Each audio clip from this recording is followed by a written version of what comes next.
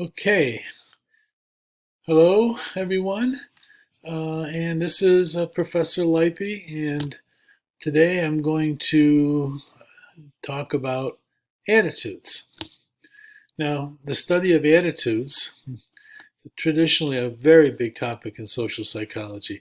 It's, in essence, a central focus. Okay, Gordon Allport, many years ago, one of the fathers of social psychology, pointed out that attitudes, the study of attitudes, is a major building block in the edifice of social psychology. So, what do we mean by an attitude? Okay, but we don't mean, oh, he copped an attitude on me. That's not what we mean by it. An attitude is a positive, negative, or mixed reaction to a person, an object, an issue, an idea, basically anything.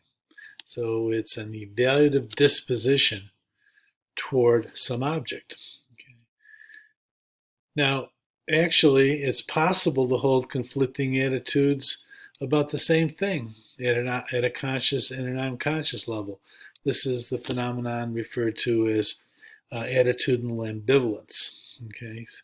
Um, now, another point to make as we get started is that we quickly and automatically form attitudes, and many times they go underground. They become implicit. Okay, and we're going to see a lot about that as we proceed. So I was talking about attitude and ambivalence.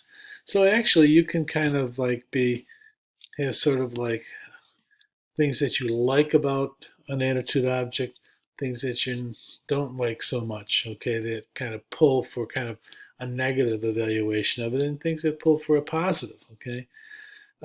So basically, if we have a whole heck of a lot of positive reaction to a stimulus, and our negative reaction is very weak or low, there's not a whole lot that turns us off about the attitude object. We got a positive attitude. Okay, if we basically have a lot of negative vibes about an object, and very few positive, then we have a negative attitude.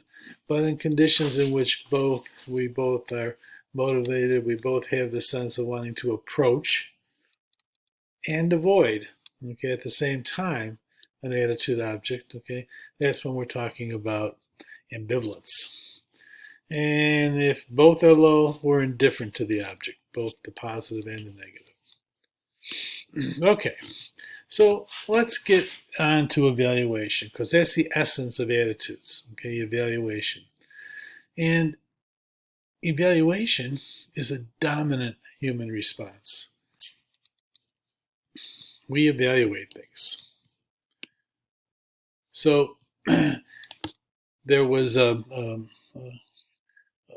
very famous set of studies done a number of years ago that eventually led to the development of ways of measuring attitudes called the semantic differential, okay, where you evaluate an object on a number of different dimensions, okay, uh, of meaning, semantics, for the perceiver.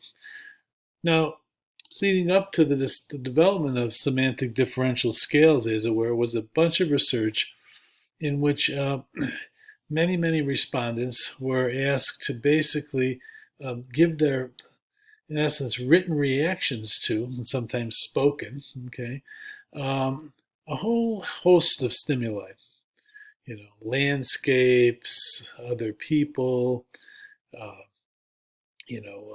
various kinds of consumer products, uh, all kinds of pieces of art, uh, all kinds of different objects. Okay, and so they gave their responses, and what the researchers looked at is what dimensions seem to dominate the evaluations. Okay, their judgments, what they wrote about, their reactions. Okay, and basically, when did those emotions, or I'm sorry, those reactions, when were they revealed as they wrote about or spoke about how they were reacting to a stimulus? Okay, And what the research discovered was that we basically evaluate objects, things, okay, along three dimensions. Three dimensions dominate. One is evaluation, okay, that is, something is basically good or bad, okay, bad to a good scale, okay, that's evaluation. Second dimension is activity, okay, passive to active, and potency is the third, which is weak to strong. Okay, those are the three dimensions in which we evaluate objects. Now, evaluation, however, is the dominant one. That's the first thing that people basically report when they're responding to a stimulus. Okay, it actually accounts for about 50%, half of the variation in all of the kinds of responses that um, the researchers got. Okay, so evaluation is really the dominant kind of dimension on which we judge things. Okay, and it's very spontaneous. Okay, so for example, um, uh, one of the principles that that basically sort of has taken hold in psychology is the idea of the primacy of affect. Okay, that the first response we have, okay, not even consciously, to something is this evaluation, this affective. Okay, so affect is, the kind of sort of emotional feeling component of evaluation. Okay, so research has been done, very clever research, okay, in which novel stimuli, such as Chinese ideographs, characters, okay, nonsense syllables, okay, are presented uh, subliminally, okay, a whole bunch are presented subliminally to people, okay. And afterwards, these same stimuli, plus many that they have not seen, are presented superliminally, and people are asked to rate a couple of things. Okay, first of all, the extent to which they like the stimulus. Okay, and secondly, whether they recognize whether or not they're able to correctly report that's a new stimulus or that's a stimulus I saw before. Okay. And what you find is that because it's subliminal, okay, uh, when they're given these tests, okay, people don't do any better than chance, 50%, in accurately just indicating whether or not that's new or that's something I saw before. Okay, so it's 50-50 in terms of, so that suggests it was really subliminal. They really didn't consciously perceive it. However, in about 60% of the cases, okay, people like the one they saw before. They rate that more highly than the stimuli that they hadn't seen. Okay, so even though I have no conscious memory of it, things that had been exposed subliminally, okay, were actually liked better. Okay, actually, they were more familiar and um, they rated them more positively. Okay, so it seems like affect, okay, the feeling about a stimulus precedes the cognition, the actual conscious recognition of something. And that makes a lot of functional sense, okay, because if you think about um, our primordial ancestors, okay, um, we probably evolved, okay, to um, have an affective response related to an attitude like dislike, okay, even before we consciously recognize the stimulus, because it takes some time to recognize the stimulus. So if something is dangerous, okay, and evokes some kind of fear response or a negative response, okay, much better to have that happen very spontaneous before you even have time to think about it, okay. It would have been very functional if that kind of mental system evolved in people, and apparently it did, okay. So evaluation, okay, we evaluate things even unconsciously and spontaneously. We've already talked about the power of first impressions in this class, okay, so evaluation tends to dominate our later perceptions, we've talked about the halo effect. Okay, so all these things suggest how dominant, you know, our liking versus disliking of something initially, okay, can be in terms of shaping our impressions. Okay, and then there's been a whole bunch of research about what's called spontaneous activation. Okay, uh, our attitude toward an object, let's say we already have an attitude toward an object, comes to mind or becomes very, very available in mind immediately when that object is presented to us. One of the first thing that the object, the presence of the object, in this case, conscious presence of the object, activates in us is how we feel about it, what our attitude is. Okay.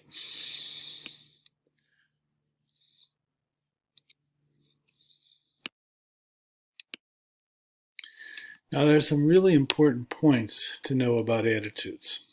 Okay. First of all, we readily and spontaneously form attitudes. It's practically automatic. This is basically what I've been getting to in the previous slide and some of the factors that we discussed there. Through associational and observational learning, okay, and through self-perception, okay, rather mindless attitudes may be formed. Okay, so we form a lot of attitudes without even being aware of it, okay, and without a whole lot of content because of conditioning, associational learning, and based on things that we observe and absorb. Okay, so attitudes can form without a whole lot of information behind them. Our attitudes affect our perception and our interpretation. Okay, now this is something that we've already seen in sort of extensively when we've talked about confirmation bias and biased assimilation. Attitudes serve as heuristics in decision making. Okay, so if you're trying to, if you are making a decision about that involves some sort of attitude, some attitude object, okay, you can pull up your attitude as kind of like a heuristic. It's a quick and dirty way of reevaluating and making a judgment, a decision about that stimulus or about a situation in which that stimulus is relevant. So attitudes are heuristics in the sense that we don't need to like rediscover the wheel every time we're trying to evaluate a situation or the particular attitude object itself and what to do with it and how to respond to it. Okay, we can rather than going through all we know about it, okay, and all the experience we've had with it, we can just pull up the attitude, the summary feeling about that object. Now, although most attitudes are very simple because they're these mindless sort of attitudes formed by associational and observational learning, some are complex and some involve attitude systems. Okay, something we'll look at a little bit more. Okay, and very importantly, attitudes are connected to other attitudes. Okay, that's part of a more extensive mental system that we have. So if I'm, if I have a positive attitude toward this particular object, okay, and or issue, for example, okay, we have and related to that issue is this other object or issue, okay, that may affect the attitude I form about that other object, okay. And also, when I'm thinking about that object, these other attitudes may come to mind as sort of kind of out of a network. Okay, those of you who've taken cognitive psychology know about sort of spreading activation. That concepts are related to other concepts. We think of one, it spreads to others, it generates it. Well, it's the same thing with attitudes. And we should also go to our familiar ABCs. Okay, so there's an affective component of attitudes. That's the feelings. That's the arousal. Okay, that are associated with our evaluations of certain objects, our attitudes. Okay, there's a behavioral component. So we have a memory of our past behaviors. Okay, we have intentions of maybe related to the attitude about how we're going to behave toward the object. Okay, and then there's the cognitive component. Okay, which is our beliefs, our information, our facts, our opinions. Okay, and then of course there's the overall attitude as easily retrieved. Summary. Okay, attitude summary. So I'm going to go through an example of an attitude. Okay. Um, and illustrate these components. Okay, so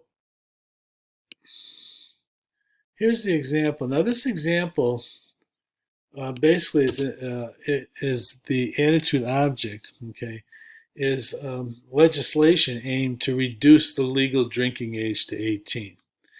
Now, this is an old example that I used in and developed in a textbook I wrote about a long time ago now. Okay, but it still makes sense in terms of teaching you about the ABCs of attitudes. Okay, so long ago, okay, the drinking age in New York State, okay, when I was, like a teenager and then a young man, was 18. Okay, you could that was legal drinking. Then they raised it to 21. Okay, and over the years, so they raised it to 21, I think, in the mid 70s. Okay, um, there was there were issues with that. Okay, of course, and I think there still are.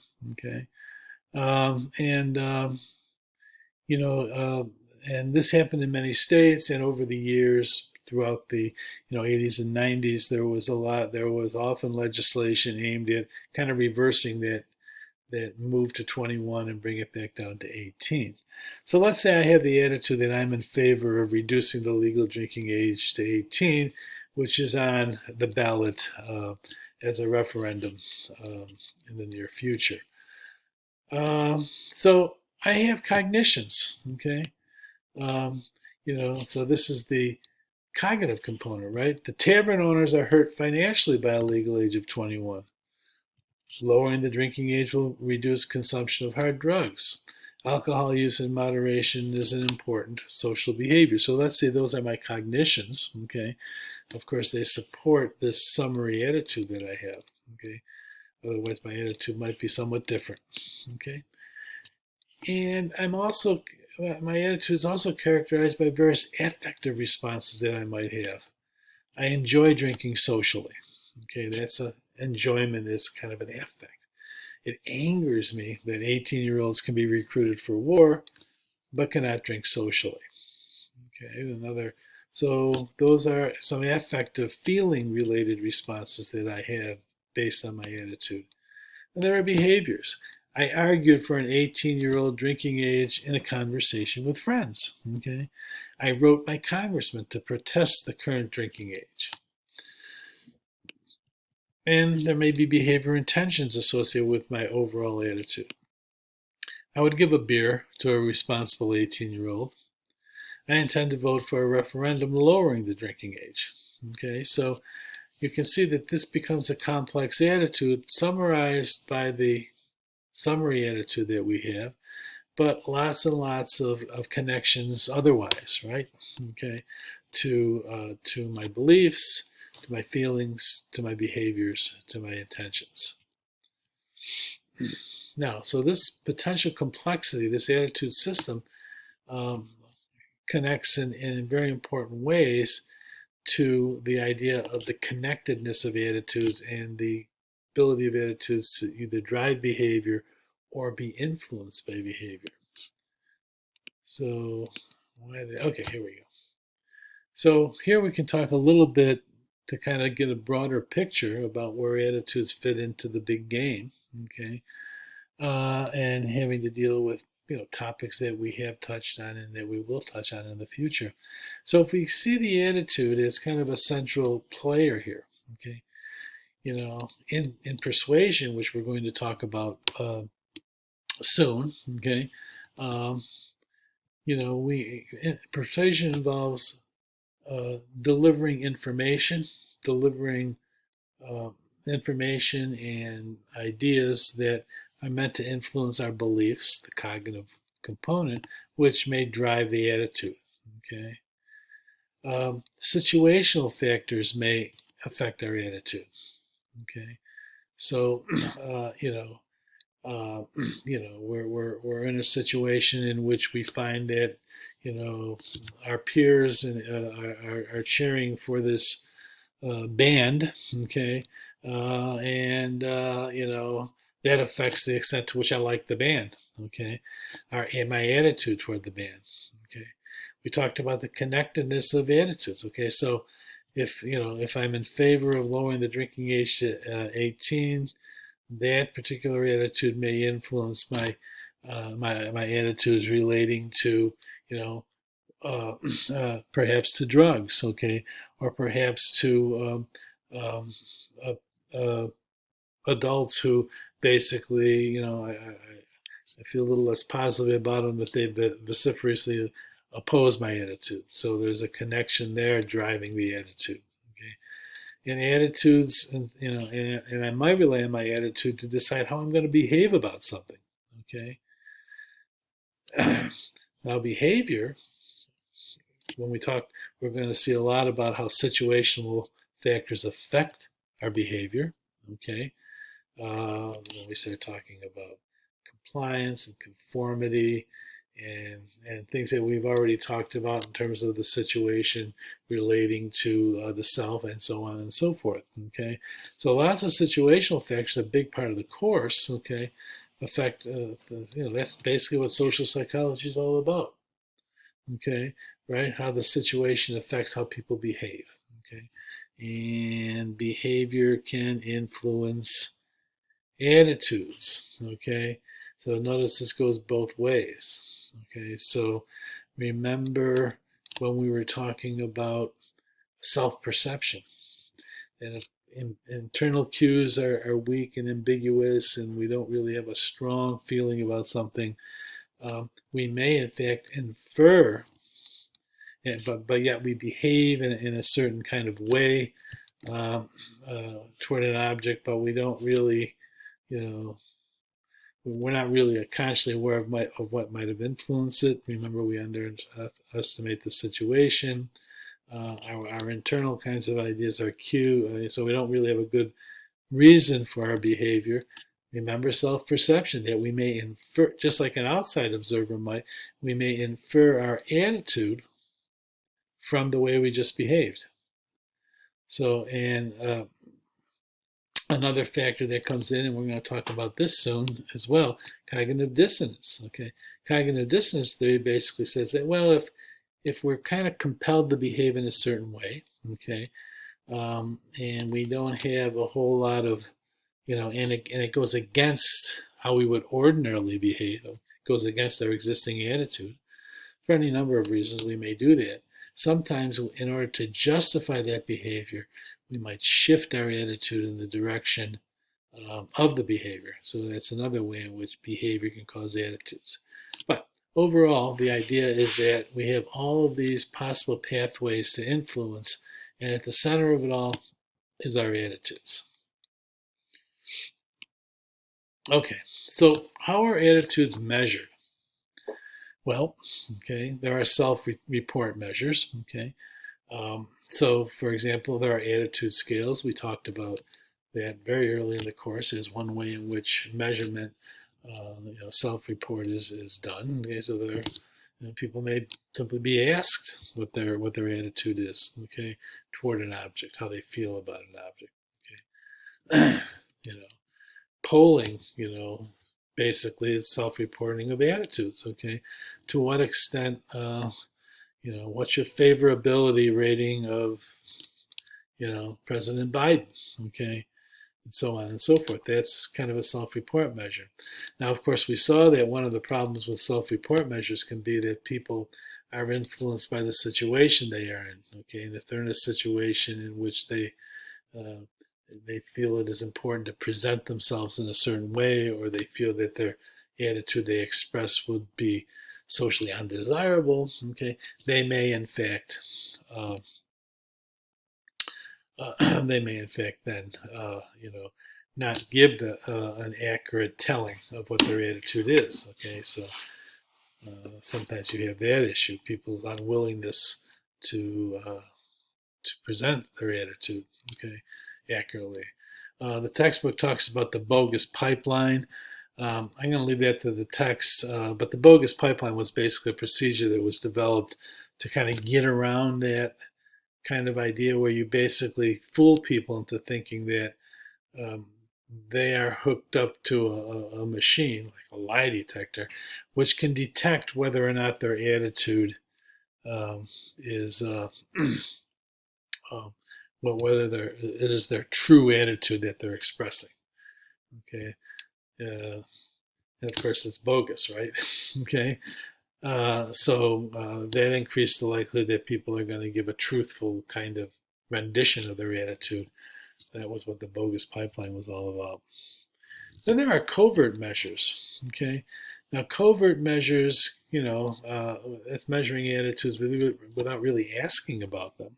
Okay, and that gets around some of the problems that we have with attitude self-report measures. Okay, but it also allows kind of a sense of getting at people's attitudes that they're not really even aware of.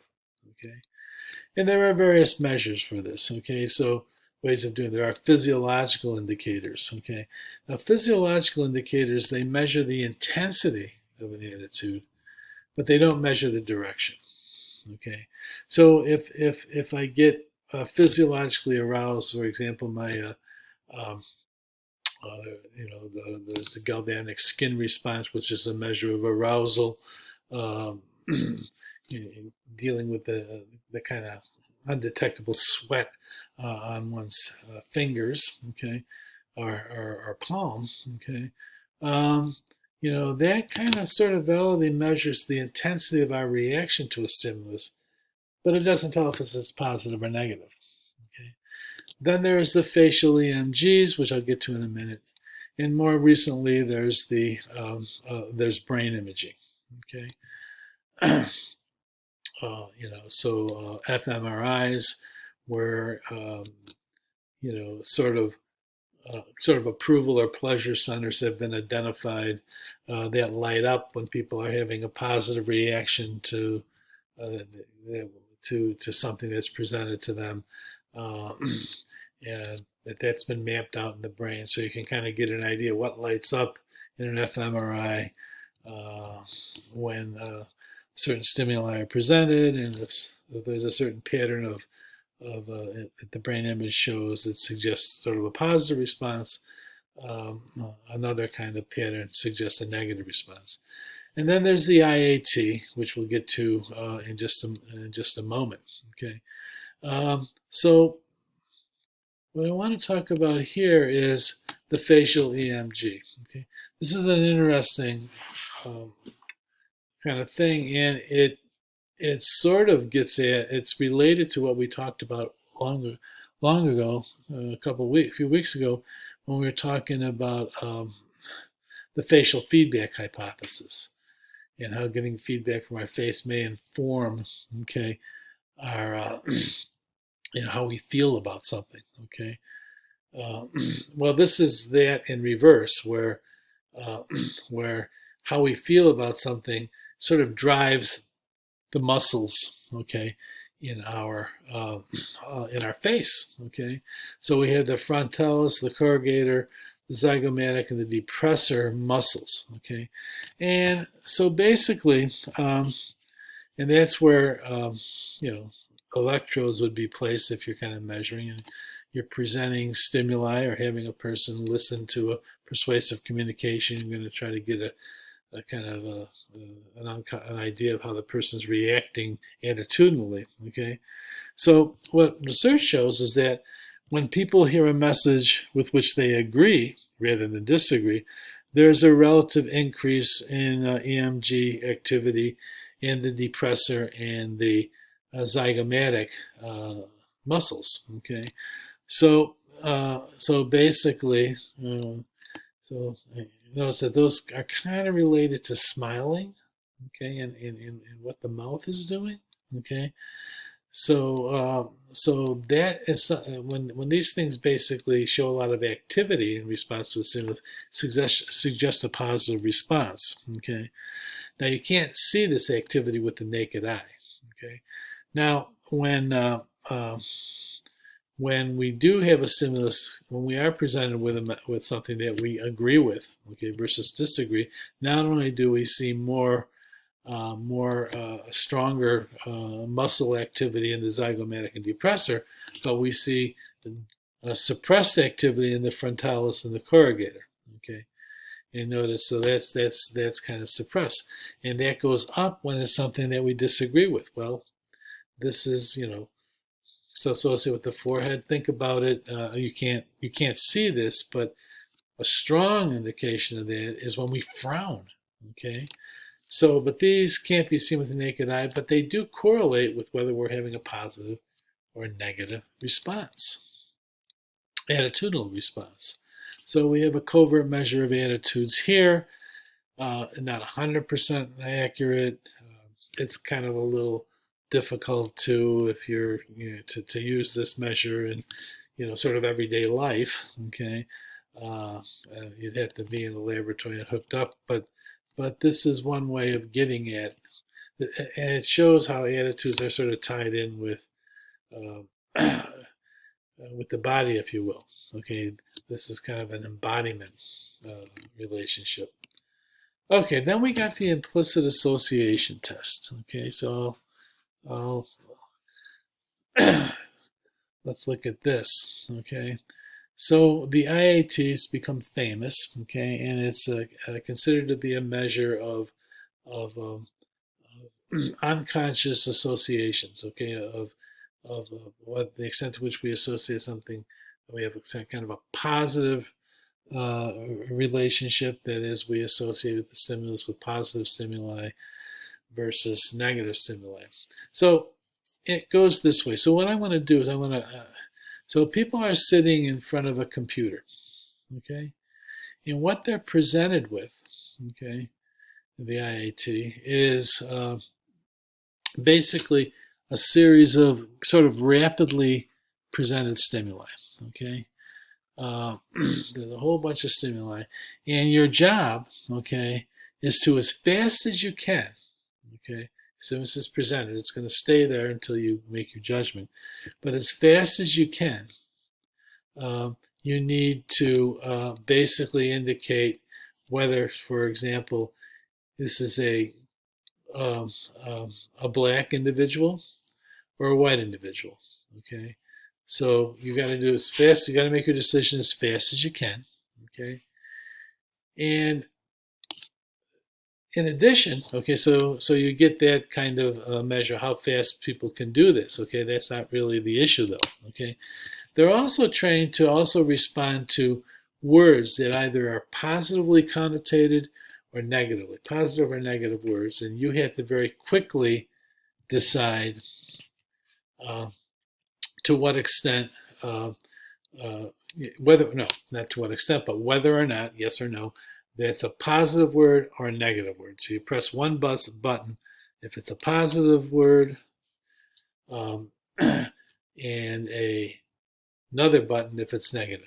And your task is to do it as fast as you can.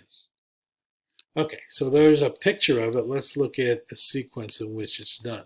Okay, so if you in engaging in this, okay, the first thing you're going to do, okay, is do a face discrimination. So you get practice deciding, pressing the white key, the right key if it's a white face, the left key if it's a black face. Okay, so you do that. Okay, then you take these these adjectives, okay, which are either desirable traits or undesirable traits, okay, or qualities. Um, and it doesn't, and it, in some studies it's just whether they're positive or negative words. So you basically do the right key if it's desirable, the left key if it's undesirable. You get practice doing that. Now you get the quote unquote prejudice consistent combination, okay? A combination which would be consistent with prejudice lower evaluations of blacks, okay? So what people have said, so if you see a black face or it's an undesirable adjective, okay, press the left key. If it's a white face or a desirable quality, okay, desirable adjective, press the right key. So you're doing this and you're going as fast as you can, okay, so that's what you're doing. So now what we do is we flip it. What the experimenter does is now we're just going to get in this case, this is name discrimination. I should have said face, okay, where you're going to get the white, okay. So substitute this is reversed face discrimination. So left key is white, right key is black, okay. Now we get the prejudice inconsistent combination. The participant is told, hey, press the left key if it's a white face or an undesirable face, press the black key, the right key if it's a black face or a desirable. Okay. So you're pairing white and undesirable here and black and undesirable here. Okay. Another way of putting it, you're doing black and undesirable over here, okay, and now black is being paired with desirable. So the measure of kind of a negative association, okay, or evidence of, shall we say, well, they say, basically a preference for for whites, okay, would be revealed if people are faster when white is paired with desirable than when white is paired with undesirable. Okay, so if we get faster responses here, okay, than we do here, it suggests a preference for whites, and the extent to which there's a difference, the bigger the difference, the greater the preference. Okay, if we found the reverse, okay, that is that we get more of a faster responses here, okay, than in 5 than we do in 3, okay, it suggests a preference for blacks, okay. Now the idea is that when something is very, when the two qualities, the two kinds of stimuli that we're evaluating are aligned, okay. So if we automatically associate white with more desirable things, okay,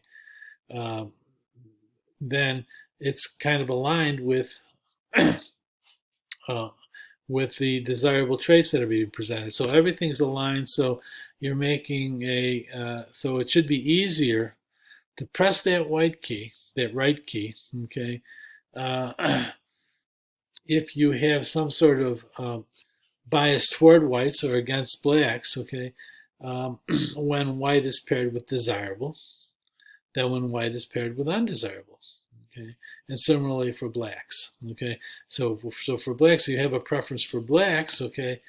If you basically find blacks more desirable on an unconscious level, okay, when that's paired with desirable traits, you should be faster to do it than you are when you've got blacks paired with the undesirable.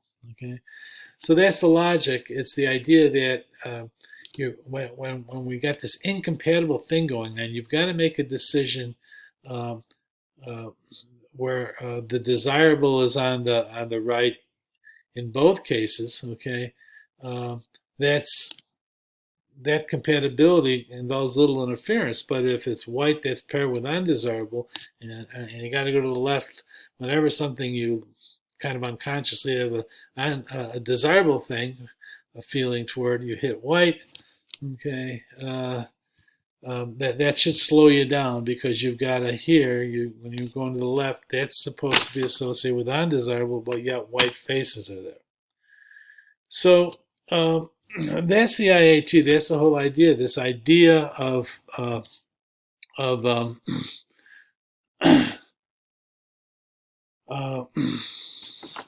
of interference when we have incompatible responses that need to be made with the right or the left key. Okay, so most white Americans are quicker to respond to the first type of tags. Okay, right over here.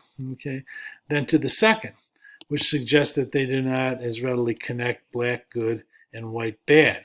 Okay, they connect. Okay. White good and black bad. Okay. Now there's been just tons of research on this. Okay. Now most whites, okay, show prejudice, if we will, negative, a preference for whites, okay, which would be a preference against blacks, of course. Actually, a high percentage of blacks also show a preference for whites, okay, from this test, okay, up to about 40%, 40 to 50% actually. But a lot of that has to do with our conditioning associated with associating black, okay, even if you are black, we've got a lifetime of conditioning in our society of associating black more readily with undesirable kinds of things. So it becomes a conditioned thing. Okay, is it actually related to prejudice? Okay, only to a very modest degree. Okay, does it reflect behavior? Affect behavior? Yes, it does in fact predict behavior to some extent. Okay, but that's a way of an unconscious, developing an unconscious, so measuring your unconscious associations and attitudes toward, in this case, blacks and whites. Okay, but the IAT exists for all kinds of things. There's the gender IAT. There's a Hispanic IAT. There's IATs about yourself, okay, the self-concept. There's all kinds of IATs, and I encourage people to actually take the IAT. You can very easily go to Project Implicit, okay, which is something that the website maintained by Harvard, and you can actually take a bunch of IATs and get all kinds of sort of a sense of your unconscious evaluations. Okay, so that's a potential way not only of measuring prejudice, if you will, or racial associations. Okay, but also you can measure all kinds of attitudes this way unconsciously. Okay, all right. Well, read more about that in the textbook, but I definitely encourage you to take the IAT. Okay, in fact, I want you to watch the video about the fascinating IAT in the video theater. Okay, it's called the Implicit Association. In fact, that's an assignment. Okay, and the video also provides a link to the Project Implicit website where you can take the IAT yourself. Okay, so do so. Okay, so that's a way of getting at implicit attitudes. Controversial. Okay. But I think the video will work through some of that controversy and sort of give you some idea of where that stands. Okay, so how are attitudes formed? Okay, well, strong likes and dislikes are really rooted in our genetic makeup. You know that you've heard, I'm sure that you kind of know that you can take interest inventories. Okay, and interests tend to run in genetic families. Okay, so siblings that tend to share certain interests. Okay, even when they're raised kind of apart. Okay, they it's the same thing with attitudes. Okay, there's some likes and dislikes. Okay, really gut ones. Okay, are rooted in our genetic makeup. Okay, and because and may be related to you know attitudes to the extent that those strong likes and dislikes, the stimuli associated with them, are connected to certain kind of attitudes. So there's actually a genetic component to attitudes, to how we tend to evaluate things. Okay. Now, our most cherished attitudes, of course, are learned. Okay, they're learned through exposure to attitude objects, through rewards and punishments, through learning by observation, um, attitudes expressed by parents, by friends, by enemies. Okay, and of course, are evaluative, our social and cultural contexts. Okay, and they're also learned through evaluative conditioning. This is the mindless, automatic kind of thing I was mentioning early in this narration. Okay, so that we and we've seen this when we talked about, for example, prejudice. Uh, uh, when we talked a little bit about the self, that that we become conditioned through social because of all of the exposure that we have to certain kinds of linking certain kinds of stimuli with positive or negative kinds of results or connections.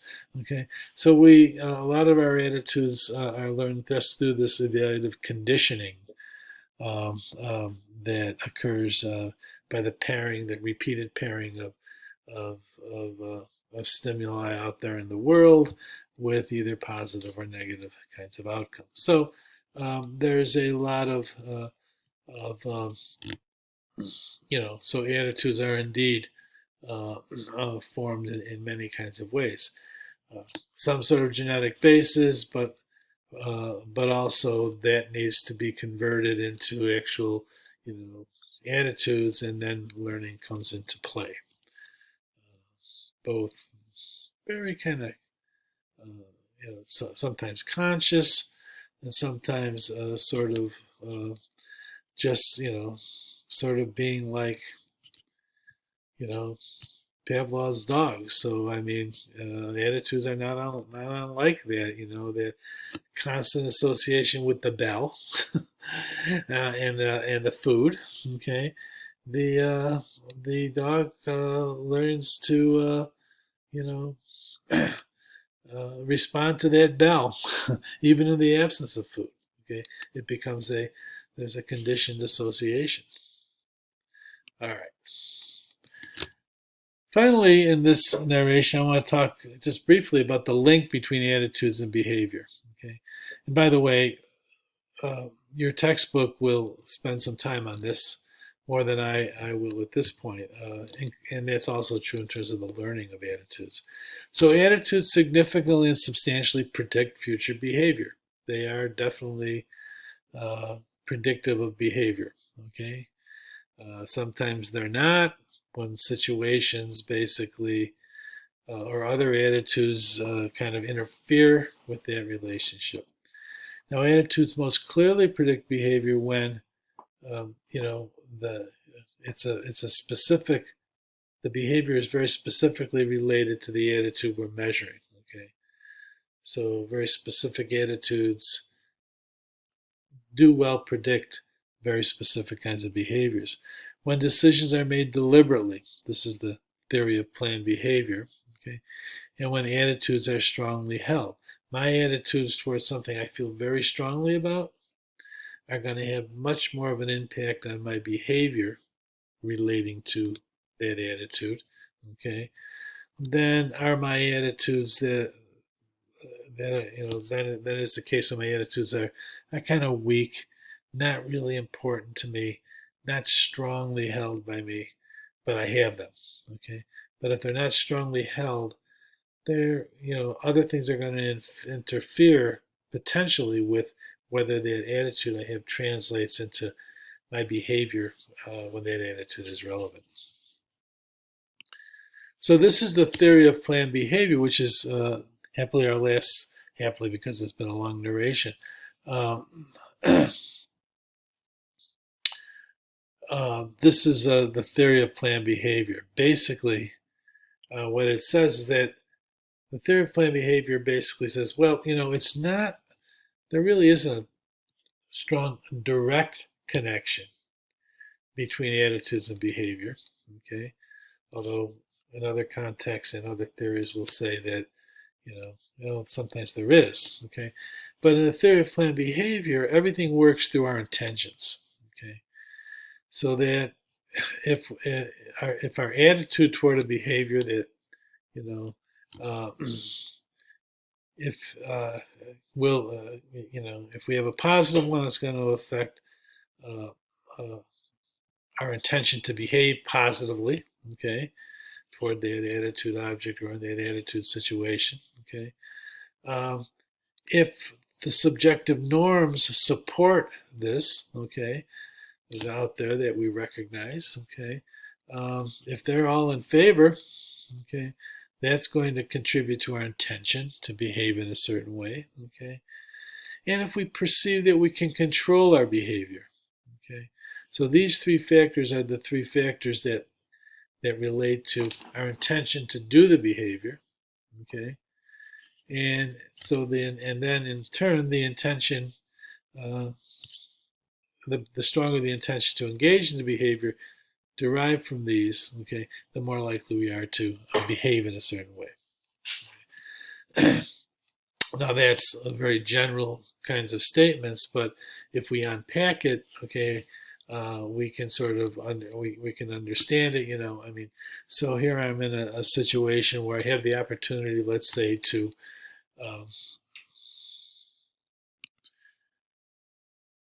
I have a positive attitude toward ordering or toward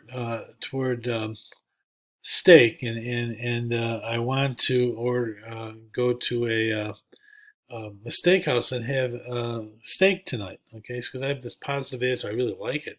Okay, and I'm with a group of friends. Okay, now to what extent is this attitude going to cause me to intend and in turn actually go to a steakhouse? Okay, well, the more positive my attitude is, the greater my intention will be uh, to at least make that suggestion. Okay, but let's say that among some of my friends I'm with are vegan, okay, or have strong feelings about about uh, the food industry when it comes to meat. Okay, and I know that some of them are. So the subjective norm is not so much in favor of this kind of behavior. Okay, it's kind of pushing against it a little bit. So it's going to kind of okay. And let's say that and the third situation is the third aspect of the situation is I'm not uh,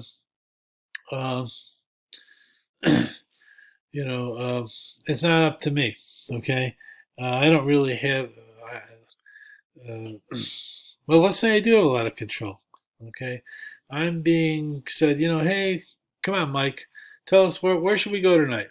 Okay, and I'm really leaning this way, so I have a lot of control. Okay, I can sort of say, yeah, we're going to go to, a good steakhouse. Okay, well, so that's pushing for the intention. Okay, my control, that's pushing for also for me to intend to do this, but the subjective norm is not not there. Okay, so that's pulling the other way. So it would be a combination of these things. Okay, this working against it, this the attitude working toward it, the fact that I can control my behavior working toward it. So the calculus would be, does that really affect the intention to the point where I actually engage in the behavior?